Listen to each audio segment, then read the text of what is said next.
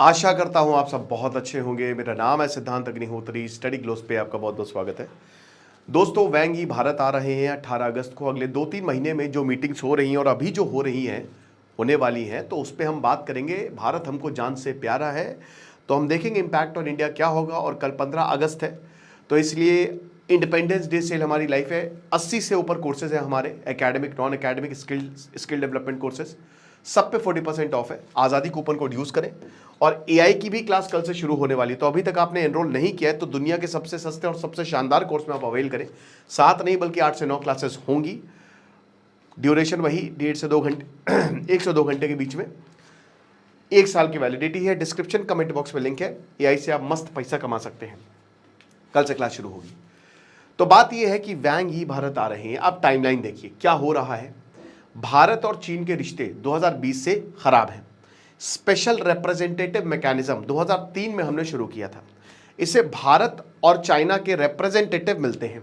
आज से 200 साल पहले जो है वो लाइंस ड्रॉ की गई थी। मैकमेहन अलग है, मैकडोनल्ड और जॉनसन लाइन अलग है। इस पर मैं बात कर चुका हूं, ठीक है ना।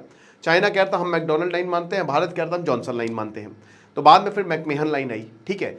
लेकिन वो तिब्बत से एग्रीमेंट था 1914 में, तो इसको चाइना ने मना कर दिया जब चाइना आज़ाद हुआ 1949 में। मतलब नई सरकार आई, वहाँ पे कम्युनिस्ट सरकार आई। और बॉर्डर डिस्प्यूट तब से लेकर अभी तक बना हुआ है। चाइना तो बहुत बड़ा नहीं था, लेकिन जब तिब्बत को उसने ऑक्यूपाई किया तो फिर बाउंड्री भारत से लगने लगी। तो बाउंड्री मैकेनिज्म था नहीं, जिसकी वजह से 1962 वॉर हुई। उसके बाद और भी बहुत सारे स्कर्मिशेज हुई दोस्तों। 1980s तक 6 से 7 स्कर्मिशेज हुई।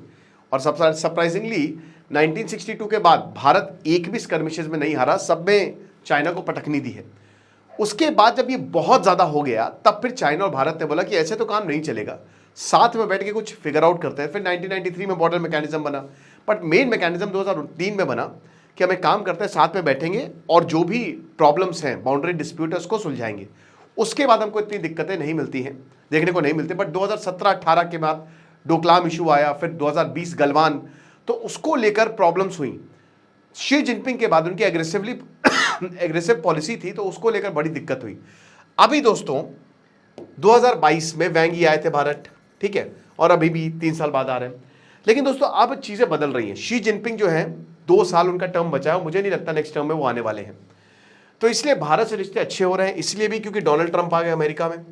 पिछले साल अक्टूबर में कजान समिट ब्रिक्स, तो हम ये देखते हैं कि पिछले साल शी जिनपिंग और नरेंद्र मोदी मिले और उसके बाद चीजें बहुत बेहतर हुई, ठीक है। 1 घंटे की उनकी समिट रही है। अब दोस्तों फिर पहलगांव हमला 22 अप्रैल को, चीजें सब कुछ सही चल रही थी। इधर भारत चाइना कह रहा था कि आप वीजा देना शुरू करिए, कैलाश मानसरोवर, बिजनेस को, सब कुछ बढ़िया चल रहा था, एवरीथिंग वाज फाइन।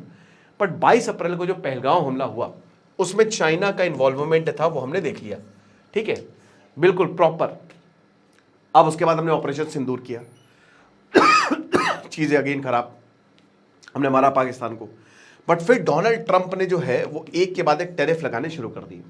चाइना पे अभी तक तो टैरिफ नहीं लगा पाए हैं, लेकिन दिक्कतें पैदा करनी शुरू कर दी। अब डोनाल्ड ट्रंप ने फिर भारत के ऊपर बहुत सारी दिक्कतें पैदा करनी शुरू कर दी। तो फिर इंडिया ने कहा कि ऐसे तो होगा नहीं, टैरिफ लगा दिए, पेनाल्टी लगा दी, बहुत सारे 50% तक टैरिफ चला गया। तो भारत ने कहा कि ठीक है, हमारे पास एक चाइना ऑप्शन है। जुलाई में दोस्तों क्या हुआ था, जून में शुरू हो गया था कि अजीत डोवाल चाइना गए, एस जयशंकर भी गए जुलाई में, ठीक है। साथ ही साथ अभी एस जयशंकर जो है वो सर्गी लेवरोव से मिलने जा रहे हैं 21 अगस्त को, रशिया जा रहे हैं वो, ठीक है, वो रशिया जा रहे हैं, ओके। अब सबसे बड़ी मीटिंग जो है वो 31 अगस्त से 1 सितंबर में तियानजिन में जो एससीओ समिट होगी उसमें होने वाली है, क्योंकि वो पीएम मोदी अटेंड करेंगे खुद, राइट। फिर शी जिनपिंग से पीएम मोदी की उसी दौरान एक बायलैटरल मीटिंग भी होगी, यानी कि आपस में बैठेंगे। एससीओ में सारे एससीओ के लीडर्स आएंगे, बट यहां पे आमने सामने होंगे शी जिनपिंग और पीएम मोदी, इसमें सबकी नजरें रहेंगी, ठीक है। और अगर कोई टेररिज्म एग्रीमेंट साइन हो जाता है तो मजा आ जाएगी दोस्तों, मजा आ जाएगी। पाकिस्तान और अमेरिका के मुंह पे बहुत जबरदस्त तमाचा है। जैसे अमेरिका ने बोला ना कि बीएलए का आतंकी संगठन है, कहीं चाइना और भारत का ज्वाइंट स्टेटमेंट आ गया, मजा आ जाएगी। बट देखिए, राजनाथ सिंह एससीओ समिट में गए थे, तो जो ज्वाइंट स्टेटमेंट आया था तो वो साइन करने से मना कर दिया था राजनाथ सिंह ने, क्योंकि उसमें पहलगांव हमले की कोई बात नहीं थी, जाफर एक्सप्रेस की बात थी। आपको याद होगा, अभी मैंने वो लेक्चर भी लिया था। तो अब क्या है कि कहा जा रहा है कि व्लादिमीर पुतिन भी सितंबर में ही आएंगे। पहले तो बोला जा रहा था शायद नवंबर दिसंबर, लेकिन सितंबर में ही व्लादिमीर पुतिन भारत आ सकते हैं। इतनी सारी मीटिंग्स हो रही हैं। वैंग यी जो है वो 18 अगस्त को आएंगे, अगले हफ्ते। अब वैंग यी जब यहां पे कदम रखेंगे तो हमको ये नहीं भूलना चाहिए, ये बॉर्डर डिस्प्यूट पे चर्चा है, ठीक है।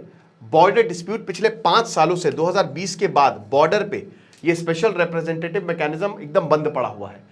अब जाके जो है वो अजीत डोभाल से वैंग यी मिलेंगे और इसमें यही बात होगी कि 50 से 60 हजार के करीब जो है वो इतना बड़ा जो ट्रूप लगा के रखा है लद्दाख पे, उसको आप हटाइए और हम भी हटाते हैं, तो डिसएंगेजमेंट पे चर्चा होगी। दूसरी चर्चा होने वाली है, चाइना का सपोर्ट रहता है बांग्लादेश को, पाकिस्तान को, हम सबको पता है, शायद उस पर भी चर्चा हो। क्या है ना कि एक बार रिश्ते सुधरेंगे तो ये बहुत अच्छा भारत और चाइना दोनों के लिए ही होगा। जितनी ज़्यादा चीज़ें स्टेबल रहें उतना अच्छा है, ठीक है। ये सारी चीज़ें हैं।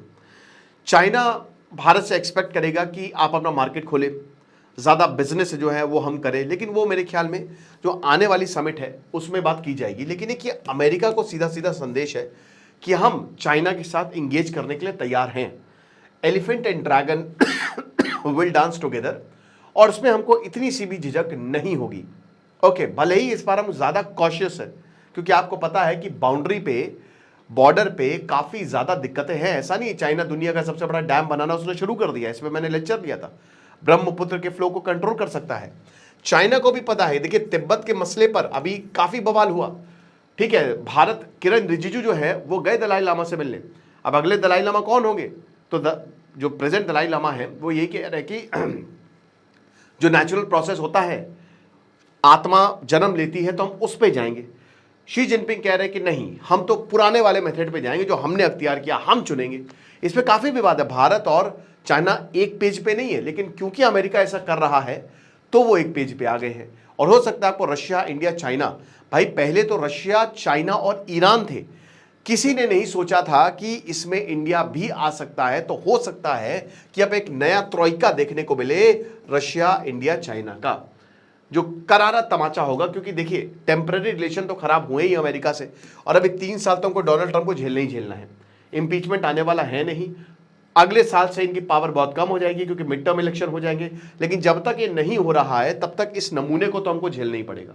तो आप ये मान के चलिए कि भारत चाइना की जो मीटिंग्स हो रही हैं उसका इंपैक्ट भारत पे बहुत अच्छा होगा, बहुत पॉजिटिव होगा, क्योंकि हमारे जो मेन बॉर्डर डिस्प्यूट है चाइना से। और एक चीज और, चाइना आश्वस्त है। कैसे? देखिए चाइना फंसा हुआ है, ईस्टर्न फ्रंट जो है वो चाइना की तरफ से खोला हुआ है। जो ताइवान का इशू है सबसे इंपॉर्टेंट मुद्दा है चाइना के लिए। अब ताइवान का इशू कौन भड़काता है? अमेरिका। अमेरिका कहता है ना, अमेरिका को फुल ताइवान को अमेरिका फुल सपोर्ट करता है, रिकॉग्नाइज नहीं किया लेकिन सपोर्ट करता है।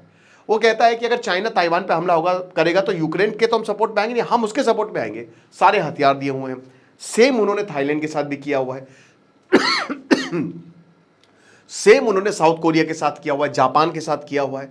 चाइना घिरा हुआ है पूरी तरीके से। चाइना के जो अगल बगल देश है ना वो अमेरिका के पास है। अब अगर इंडिया को भी अमेरिका जब जब सपोर्ट करेगा तो चाइना बहुत इनसिक्योर होगा, क्योंकि यहां से फिर एक वेस्टर्न फ्रंट भी खुल जाएगा। तो इसीलिए चाइना इस समय आश्वस्त है कि देखिए इंडिया और अमेरिका के रिश्ते तो बहुत खराब हैं, तो अब हमको टेंशन लेने की जरूरत नहीं है कि कल को जाके ये हमला कर देंगे या दिक्कत पैदा कर देंगे। ये भी बात है कि इंडिया और चाइना के रिलेशन बहुत अच्छे हो रहे। सब जियो पॉलिटिक्स है दोस्तों। आपको क्या लगता है मुझे कमेंट बॉक्स में बताइएगा। खुश रहिए, पढ़ते रहिए। जैसे सिद्धांत अग्निहोत्री, साइनिंग ऑफ।